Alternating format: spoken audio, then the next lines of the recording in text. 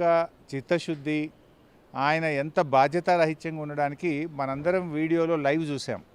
ఆయన అడుగుతున్నాడు ఇంజనీర్లను ముఖ్యమంత్రి గారు, బనకచెర్ల ఏ బేసిన్లో ఉంది, బనకచెర్ల ఎక్కడుంటుంది అని ముఖ్యమంత్రి గారు అడుగుతున్నారంటే 6 నెలల నుంచి మన రాష్ట్రానికి ఇంత తీవ్రంగా నష్టం చేసే ఈ సమస్య మీద మీరు ఏ రోజు రివ్యూ చేయలేదు, ఏ రోజు దాన్ని అర్థం చేసుకునే ప్రయత్నం చేయలేదు, దాన్ని ఆపే ప్రయత్నం మీరు చేయలేదు. బీఆర్ఎస్ పార్టీ ఒత్తిడి వల్ల ఎంపీల మీటింగ్ పెట్టి ఆ మీటింగ్లో నీ తెలివి తక్కువతనాన్ని, నీ యొక్క ఏమి అవగాహన రహిత్యాన్ని బయట పెట్టుకున్నావు. ఏంటి బనకచెర్ల ఏడుంది, లేకపోతే దేవాదుల ఏ బేసిన్లో ఉంటుంది అంటే ఈ బాసన్లకు బేసిన్లకు తేడా తెలియని ముఖ్యమంత్రి రేవంత్ రెడ్డి, కనీస అవగాహన లేనటువంటి వ్యక్తి రేవంత్ రెడ్డి.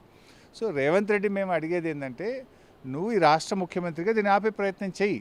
ఆనాడు కేసీఆర్ గారు 2016 మీటింగ్లో చాలా స్పష్టంగా చెప్పారు, తెలంగాణ ఒప్పుకోకుండా, తెలంగాణ రాష్ట్ర అనుమతి లేకుండా గోదావరి నది నుంచి ఒక్క చుక్క నీటిని మళ్లించడానికి తెలంగాణ అంగీకరించదు అని అపెక్స్ కౌన్సిల్ మీటింగ్లో కుండ బద్దలు కొట్టినట్టు చెప్పారు. అది 5వ పారాగ్రాఫ్లో ఉంది, చదువుకోండి. 1.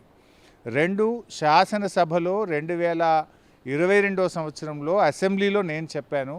ఆ రోజు నీటిపారుదల శాఖ తరఫున సమాధానం ఇస్తూ ఆర్థిక మంత్రిగా తెలంగాణ శాసనసభలో బీఆర్ఎస్ ప్రభుత్వం, తెలంగాణ రాష్ట్రం గోదావరి నదిలో తెలంగాణ హక్కులు